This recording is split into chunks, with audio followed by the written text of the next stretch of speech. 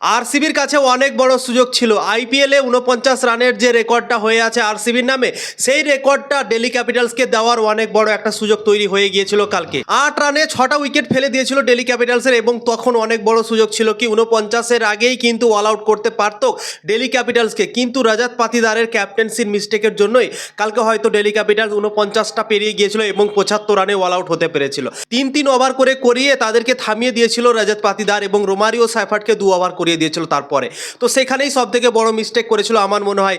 যদি লাগাতার ৪ ওভার করানো হতো ভুবনেশ্বর কুমার বা জস হেজেলউডকে, তাহলে হয়তো দিল্লি ক্যাপিটালস ৪৯ রানের আগেই হয়তো অল আউট হয়ে যেতে পারতো বন্ধুরা। কিন্তু রাজাত পাতিদারের ক্যাপ্টেন্সির মিস্টেকের জন্যই আমার মনে হয় যে আরসিবি নামের যে রেকর্ডটা হয়ে আছে আইপিএলের সব থেকে লোয়েস্ট স্কোর ৪৯ রান, সেটা ভাই আরসিবির নামই থেকে গেল।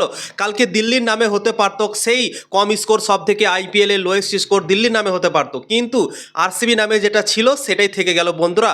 এবং ৭৫ রান করে নিল দিল্লি ক্যাপিটালস কালকে ৮ রানে ৬টা উইকেট হারিয়েও বন্ধুরা। তো কালকে কি হলো ভাই সত্যি বুঝতে পারলাম না। দিল্লি ক্যাপিটালস নিজের ঘরের মাঠে ক্রিকেট খেলছিল। এর আগের ম্যাচটাতে ২৬৪ রান করেছিল দিল্লি ক্যাপিটালস, কেএল রাহুল করেছিল ১৫২ রান, এবং সেই টিম ৮ রানে ৬টা উইকেট হারিয়ে দেবে কেউ ভাবতে পারেনি। মাঠে যতগুলো দর্শক এসেছিল তাদের মনটা অবশ্যই আমার মনে হয় খারাপ হবে। তারা এতগুলো টাকা দিয়ে টিকিট কিনেছে এবং তাদের টিকিটের টাকা পানিতে চলে গিয়েছে কালকে। তোমরা ভাবতে পারো আমি যদি ক্রিকেট ফ্যান হয়ে এবং আমি যদি একটা খেলা দেখতে যাই ধরো, এবং একটা টিমের হাল যদি এরকম হয়ে যায়, তাহলে আমার ভালো লাগবে? আমি টাকা খরচা করে এতগুলো খরচা করে আমি যাচ্ছি খেলা দেখতে, এবং এরকম খেলা যদি মাঠের মধ্যে আমি দেখতে পাই, তাহলে তো ভাই সত্যি আমার মনটা খারাপ হয়ে যাবে। তো সেটাই কালকে হয়েছে। আশা করছি দিল্লি ক্যাপিটালসের ফ্যান অনেক আশা নিয়ে খেলা দেখতে গিয়েছিল। দিল্লি ক্যাপিটালসের হোম টিম যেহেতু আছে দিল্লি ক্যাপিটালস, তো অনেক আশা ছিল দিল্লি ক্যাপিটালসের ফ্যানদের, কিন্তু সেই আশা সব কিছু ভঙ্গ হয়ে গিয়েছে কালকে।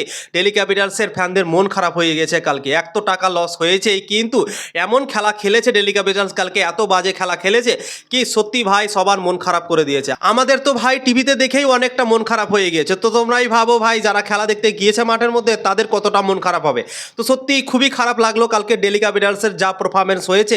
মাত্র ৭৫ রানে অল আউট হয়ে গিয়েছে ১৬ ওভার ৩ বল খেলে। তারপর আরসিবি যখন চেস করতে এলো, আরসিবির জন্য মনে হচ্ছে পিচটা আলাদা হয়ে গিয়েছিল। আরসিবি ৬ ওভার ৩ বলেই ১ উইকেট হারিয়ে চেস করে ফেললো ৭৬ রানের টার্গেট, এবং খুব সহজেই ম্যাচ জিতে গেল। দিল্লি ক্যাপিটালসকে অনেক বড় একটা হার থামিয়ে দিল।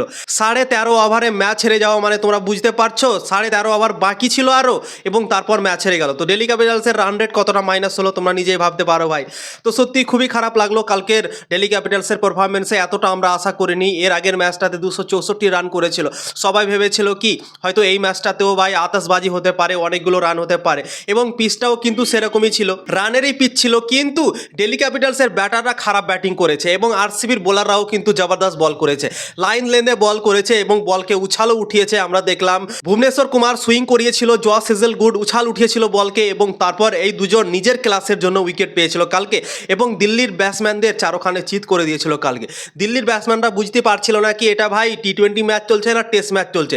টেস্ট ম্যাচ লাইনের বল করছিল দিল্লি ক্যাপিটালসের সামনে আরসিবির বোলাররা, স্লিপে আউট হচ্ছে, শর্ট বলে আউট হয়ে যাচ্ছে দিল্লি ক্যাপিটালসের ব্যাটাররা, বোল্ড হয়ে যাচ্ছে। সত্যি ভাই টেস্ট ম্যাচে যেরকমভাবে আউট হয় কালকেও কিন্তু সেরকমভাবেই আউট হয়েছে দিল্লি ক্যাপিটালসের ব্যাটাররা। কেউ কিন্তু শট মারতে গিয়ে আউট হয়নি। তোমরা দেখো প্রথম উইকেটটা যে পড়েছিল একদম চারোখানে চিৎ করে দিয়েছিল ভুবনেশ্বর কুমার, বোল্ড করে দিয়েছিল, একটা নতুন প্লেয়ারকে খেলিয়েছিল। তারপর কেএল রাহুলের আউটটা দেখো, শর্ট বলকে পুল করতে গিয়ে কেএল রাহুল আউট হলো। নীতিশ রানাকে দেখো, নীতিশ রানা তো ভাই বুঝতেই পারেনি, নীতিশ রানাকেও শর্ট বলে আউট করেছে। তোমরা ভাবতে পারো নীতিশ রানা কিভাবে খেলবে, সেটাই ভাই সে বুঝতে পারেনি। তারপর ট্রিস্টিন স্টাফ স্লিপে আউট হয়েছে। তারপর আকসার প্যাটেল এসেছিল, আকসার প্যাটেলও ভাই এজ লেগে কিপিনে আউট হয়েছে। তো তোমরা ভাবতে পারো এরকম ভাবে দিল্লি ক্যাপিটালসের সব প্লেয়াররা কালকে আউট হয়েছে ভাই। সত্যি অবাক লেগেছে, মনে হচ্ছিল কি টেস্ট ম্যাচ চলছিল ভাই। এরকম ভাবে বোলিংও হচ্ছিল এবং ব্যাটিংও ওইরকম ভাবেই কিন্তু হচ্ছিল।